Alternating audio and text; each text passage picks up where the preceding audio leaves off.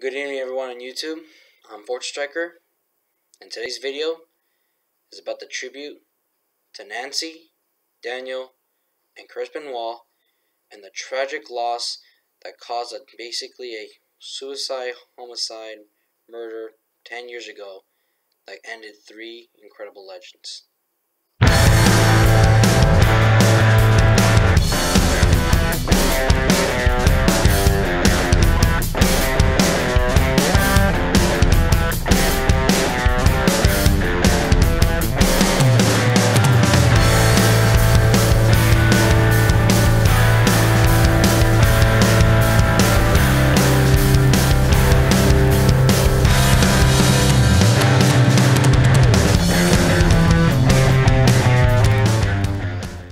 Hey everyone, so basically today's video, I want to go ahead and been waiting to do this for a very long time. And the reason why I never did this video is because I wanted to do it on the 10th anniversary of the death of Chris Benoit passed away. And I was hoping to do his video, but I also want to do a video about Nancy and Daniel because for these last 3 days were also their 10th anniversary. Now we're going to start things off going ahead with Nancy. Now just to keep in mind though, I do apologize, but I do not have any information much for Nancy and Daniel. Chris, I can do more information since I knew about his wrestling talents and what he has in the backstage area of his life. But everyone else, I'll do the best I can. So I apologize, but I do want to do a tribute to them. So obviously, Nancy Benoit was a very famous manager that also started for both ECW and the WCW. And in ECW, she was a manager known as Woman. And a lot of people know her as actually one of the greatest managers that would basically know how to do a hardcore method. She carried a Singaporean cane, and she was also the former manager of the Sandman. She even had basically a few tolls of a rivalry with Tommy Dreamer that helped boost Tommy Dreamer to where it is today because of her character known as Woman. Later on, she would go ahead and move to WCW and became a manager to help with Ric Flair, with the late Miss Elizabeth, God rest their souls, and basically got to be one of the most prestigious and most definite fine woman to be as a manager.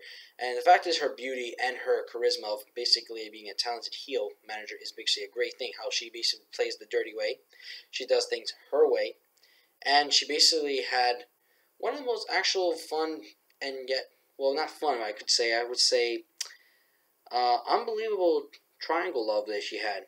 Before she was with Chris Benoit, she was actually married to Kevin Sullivan. Now, I'm not very fond of Kevin Sullivan, not very a fan of him much either.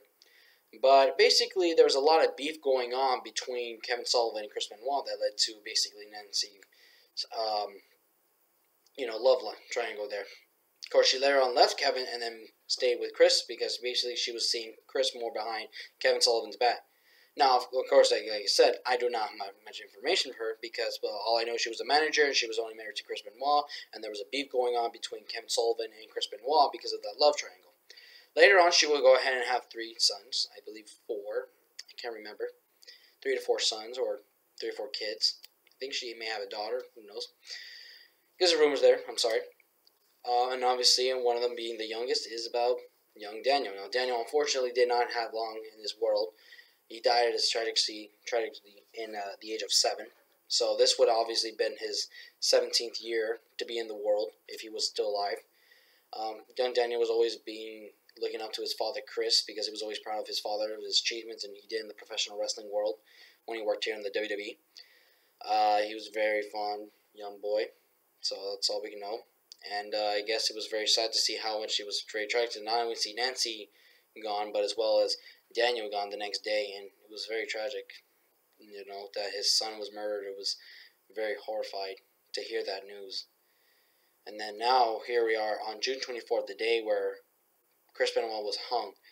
Now, let's take it back to the memories of how young Chris Benoit went from basically a young rookie who looked up to the Dynamite Kid and wanted to work his way to the top to become one of the most incredible professional wrestlers of all time, and led to become the World Heavyweight Champion in his illustrious career. Now, starting off, he basically gone ahead and basically joined Stu Hart's Hart Dungeon and became one of those successful students to go ahead and graduate there. And with that, basically, Chris Benoit made a huge detailed career of his life, starting things off in Japan, when he also became known as the Pegasus Kid. Of course, before that, he did Stampede Wrestling, so we all know. He became one of the most incredible technical and high-flying wrestlers. He also won the IWGP Junior Heavyweight Championship. Alongside, he also knew Owen Hart, who was also working in New Japan Pro Wrestling. So this was before their career started. Owen Hart later on going to the career of World Wrestling Federation, and Chris Benoit came into the career in America, and also doing his starts in the ECW, like one of his best, who also got to work with Dean Malenko, his best friend, one of his best friends, of course, and they joined together with Shane Douglas to become the original Triple Threat, and basically having Chris Benoit being the ECW Tag Champions with Dean Malenko, and starting getting his name, the Crippler, the Canadian Crippler, which became in a match when he faced Sabu and tossed him up, and then had Sabu landed on his head like this by accident, but then later on causing Sabu to have an injury for that. That caused basically Chris Benoit to gain the name the Crippler. That led to his career to knowing of how he actually crippled people with his entire skills. Now we'll go ahead and put this here. Now, Chris Benoit obviously later on got a chance to go to contract with WCW with his friends Dean Malenko and Eddie Guerrero. And they've been best friends so much ever since, and him and Eddie have been one of the best things ever. And we're going to get to that story of how that changes around. Now, obviously, once again, he also became one of the more famous heels as he joined Dean Malenko once more as being another WCW Tag Champions, but joining a stable known as the Four Horsemen with Arn Anderson and Ric Flair. And thanks to Arn Anderson's teaching skills, with a great technical wrestler like him, Chris Benoit led his career to be one of the best singles wrestlers that ever won the TV championship, and with a great rivalry he had with Booker T. And he also had a great U.S. championship run in WCW for just a short bit. And then what basically, however, didn't go last long, and later, of course, in 1999 was not a year for Benoit. Now, the first thing, obviously, was the loss of his friend Owen Hart, and how tragically it was very sad to see Owen gone when everyone knew about how tragic the accident happened in his pay-per-view and Over the Edge when he tried to fell down over 70 feet. And that night after the pay-per-view, Bret Hart came by and obviously did a tribute to his brother, and then later that night, Chris Benoit will face Bret Hart in a tribute match for Owen Hart in a one-on-one match that was actually one of the best matches to ever watch in the history of pro wrestling and in Monday Night Nitro. Of course, with Bret Hart getting the victory in honor of his brother, that Chris Benoit was very happy to do, take a loss for his friend. Later that year also, Chris Benoit had troubles with the company. So later on, early in the year 2000, or actually, late 99 or 2000, Chris Benoit was having a contract negotiation with the World Wrestling Federation because he had troubles with his contract and had troubles with WCW like every other wrestler because things in WCW were going bad. So Chris Benoit will later on face Sid Vicious for the vacated World Championship and will basically face off him, or I think it was for the WCW, I don't know. Will go ahead and win his first ever World Heavyweight Championship, but that didn't last long until the next day where he had to vacate it due to his contract already ending in WCW. It was a very sad loss, and it was basically technically not going to count as his own world championship. That's why later on in the years, when he won the championship, we'll get to that, it was a huge achievement. Afterwards, in 2000, he goes to WWF in Monday Night Raw with Perry Saturn, Dean Malenko, and Eddie Guerrero, which later on they became a stable known as the Radicals. And they started changing their careers. And Chris Benoit had a great rivalry with his also longtime friend Chris Jericho in 2000 to 2001. For the Intercontinental Championship. It was one of the most greatest moments you ever want to see, including their famous ladder match that took place in the Royal Rumble in 2001 that Benoit and Jericho destroyed each other out for that Intercontinental title, which will always be one of my favorite ladder matches in history of the book. And later on, basically, Chris Benoit also has started a rivalry with Kurt Angle that changed also Chris Benoit and Kurt Angle's career. And that changed their matches to be one of the most best, incredible moments you want to watch, including the WrestleMania 17 one, to their Backlash Ultimate Submission match, which was broken as hell, including their their 2 out of 3 falls match, and also having Chris Benoit teaming with Chris Jericho to win the Tag Team Championships, Benoit and Jericho's first Tag Team Championships in WWF history, being Austin and Triple H and Monday Night, which also got into the top 10 best 2001 matches in WWF history. And also led to Triple H's quad injury, and also Benoit having the injury that he hurt himself during his match against Jericho and Steve Austin at the King of the Ring 2001. Of course, Benoit also had great matches with Steve Austin, who did 10 German suplexes for the WWF title. Sadly, though, didn't win the championship because honestly, he was very underrated to not win the belt. He deserved that belt way more than you think. Of course, Benoit was taken out of an injury, just like Triple H, so was not seen until 2002. He came back and basically started doing a little run heel turn with his best friend Eddie Guerrero for a short bit in Raw, and later on heading to SmackDown, and was also winning his fourth prestigious Intercontinental Championship against Rob Van Dam. Later on to losing the belt at SummerSlam, he started becoming now a SmackDown roster. With Kurt Angle now around, his rivalry with him came back, and it was stronger than ever, including the Ruthless Aggression era, which to them was actually their highest point of the matches, more than the Attitude Era run. And their match, if you have watched, has been the best moment ever, including that these two rivals became the first WWE Tag Team Champions, and that's still in the record books, even if WWE can't say it because they're idiots. And Benoit and Kurt Angle had done a successful job of becoming one of the best tag team champions, even though it was just a short while. Their rivalry came out back, of course, later on in 2003's Royal Rumble, when Kurt Angle defended the WWE Championship against Chris Benoit, and where these two actually got a chance to go ahead and fight their way and put up one of the best matches that got the whole respect to Chris Benoit. Even though he lost the match, he got the biggest ovation ever to actually not win the championship, but win the hearts of every fan, to know that he is actually their champion. And that wouldn't happen until 1 year later, in that Royal Rumble in 2004, where he became #1 entrant. He later on eliminated other 29 guys, including the Big Show, where they were the final two. Chris Benoit finally became the second man in wrestling history to win the Royal Rumble and entrant #1, and will go on to the main event at WrestleMania 20 in Madison Square Garden, in a first ever triple threat main event for the World Heavyweight title, to be in the main event also for the first time ever, against Triple H and Shawn Michaels. And ladies and gentlemen, there have been Triple H and Shawn Michaels matches that people have done over and over, but Benoit's the only man to ever do it in history, to face them both at the same time, and beating them both in a bloody mess. Well, Benoit wasn't a bloody mess, of course, but having them busted open and then having them fight each other like Benoit was nothing, that was their mistake. Where Chris Benoit fought there with over and over for nearly over 20 minutes, or nearly 30 minutes, of a hellacious triple threat match to find his way back to the big leagues and get what he deserved. And that was the World Heavyweight Championship. And after having Triple H tapped out, he got the greatest ovation ever in history, where confetti comes down, his wife and sons were there, and his father as well, to see him so proud, and tears of ovation with joy of winning the world title, including how his friend Eddie Guerrero, who was the WWE champion at the time, came by into the ring and gave him a huge hug. To me, that's actually the best emotional thing right now. Sorry, I actually felt a little emotional, because Eddie Guerrero and Chris Benoit being the best friends and being world champions together was the greatest moment you ever want to see. And I was very proud to see Benoit actually got back to the big league and show that he actually is their champion.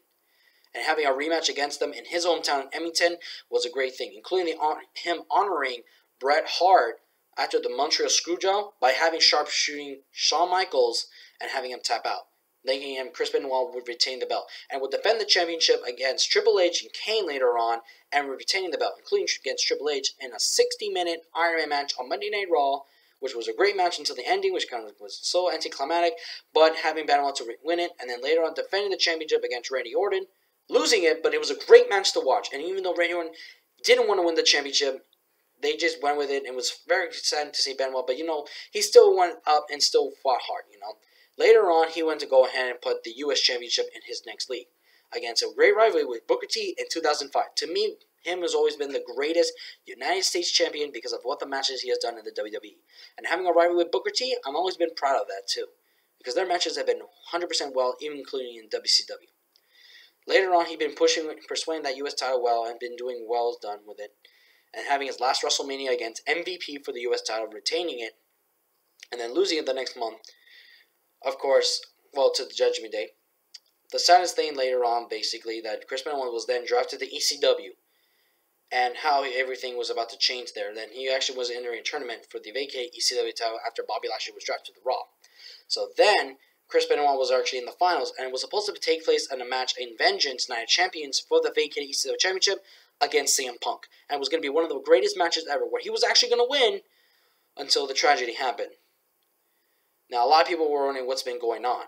Of course, I believe ever since the death of Eddie Guerrero, Chris Benoit has been very depressed, and it was very hard to see him go through. Because with Eddie Guerrero, he's been going through a lot of high hopes with everything with his best friend. It's like losing someone very careful. including when he did a tribute to Eddie Guerrero, and it was very sad to see how it is. He later on inducting his own best friend to the 2006 Hall of Fame with Chavo Guerrero and Rey Mysterio. And he was supposed to do a tribute match to Eddie Guerrero with Dean Malenko, unfortunately Malenko couldn't do it because of an injury came about. But he did get to face Eddie in 2005 twice, and one in extended in ECW and one in SmackDown. And Chris Benoit will always miss Eddie, and after that, basically Chris Benoit worked hard and did everything for his family. He was one of the most respectable men in the locker room. He even had one guy who was do push-ups for respect for a wrestler because he was being disrespecting to everybody. Benoit was out there being a respectful man and telling him, you cannot do that. You don't like it, get out of the big leagues. If not, get down to 10. Benoit was very serious about wrestling. He was very hardworking. He was very dedicated to his family. He was always loving. He was very respectful. I know a lot of people are just saying he's just nothing but a murderer. But we don't know that. In fact, there's still secrets going on. And people don't even understand that. Even Chris Jericho knew about it in his podcast. Kurt Angle said the same thing in Jim Ross' podcast. And they both miss Benoit so much, including Chavo Guerrero Jr., who was the last guy he ever talked to before this tragedy ever happened. And he was wondering what's been going on. Chavo's been wondering, and then things have been crazy. I mean, in fact, some people might even think Kevin Sullivan might be the cause, since there was a lot of things going on between those two, and their rivalry beef has been going on out of the ring, and has been been crazy. I wouldn't think it is Kevin Sullivan, but he's still a suspect to many things. So don't think it's just Chris Benoit, because I don't know why Chris Benoit would murder his wife and his son, and if he did murder, why didn't he murder everyone else? Why just those two? And why would he hung himself? A cowardly liar, who knows? Benoit would not do that. But of course, Benoit wasn't very 100% well in his mind. And I'm not saying because he was crazy or anything. What happened was because every since he kept doing the headbutt, which was in honor of the Dynamite Kid, the honor of Harley Race, ever since he kept doing the headbutts in his entire illustrious career, Chris Benoit has been going on with a lot of things been happening in his mind that's been not well. He's been a 40-year-old man, but unfortunately in his mind he had an 80-year-old. And it's been really, really uncomfortable for him. I don't know what has been. I know for the fact he would not do it. And now people are going to be saying this in the comments saying, you're one of those guys who just thinks innocent, but we still know he's a murderer. But until the facts are facts, until this case is still through, and we know what the results are, I'm still going to believe he's not going to do it. Because a guy like him, to murder his wife and son, are you kidding me? That's impossible. And why would he want to do that, especially when he was going to go for a good championship matchup with CM Punk? And, people will still want to see that match, which is never going to have it enter our lives. And, Benoit will never go that far. If he was going to commit it, he might have done it years ago when he lost Eddie Guerrero. But, he still had high hopes, and he still kept pushing it through. Some things don't know what happened. Benoit would not do it, because if he did, why didn't he murder Danny the same day as his wife? Why didn't he do anything? Why didn't he just say, I did it, left a note? Who knows? He probably did. Nobody knows. But there's something going on, and we still need to find out what caused this. But until then, I'm still going to believe in Chris Benoit. And no matter what, even so, murder or no murder, even though I will be sad if he is the murderer, which God forbid it isn't, Chris Benoit was still one of the most respectable wrestlers I've always believed, and I still will believe even though I didn't understand because I still grew up and just enjoyed wrestling because I was just a young kid and not understanding until later on. But I still respect what Chris Benoit has been doing in his wrestling career. And he pushed himself over 100%, putting his body, selling his body to everything, to all these bumps and everything that no other wrestler can do. And this guy has done everything to kill himself just for the business and achieved himself all the way to the highest point of the world. And to this day, I'm still going to miss Chris Benoit. And as I look up, and I am going to look up, Nancy and Danny and Chris did deserve better. They did not deserve to get murdered. And whoever did it, or what happened, I hope it gets through, and I hope that whoever really did it will get served justice. Chris, no matter what, I will say thank you very much for everything you've done. Thank you for being one of my favorite wrestlers. Thank you for achieving and putting one of the greatest matches I've seen and putting on one of the best rivals of all time. Thank you so much. And I'm sorry that whatever happened to your wife and whatever happened to your son or whatever happened to you, I hope things get through. I hope people don't get blind by rage. People have beliefs and they still believe it. I don't care. And they still have to deal with all these rages that people are doing. So no matter what, Chris, my tribute to you is saying thank you very much for all the wrestling. Thank you so much for your appreciation of what you did. And I know for a fact Eddie Guerrero will always love you and will always miss you, man. And if you're with him, I hope you enjoy it. Because you've always been one of the best Canadian wrestlers of all time. Even Brett knows, even Owen knows. Jericho, Angle, Jim Ross, Steve Austin, CM Punk, everybody can know. Thank you so much. And Godspeed. The Canadian Crippler, Chris Benoit. And with that, I give you that tribute to you. Godspeed, and rest in peace, my friend. And this is Fortress Striker and Chris Benoit signing off.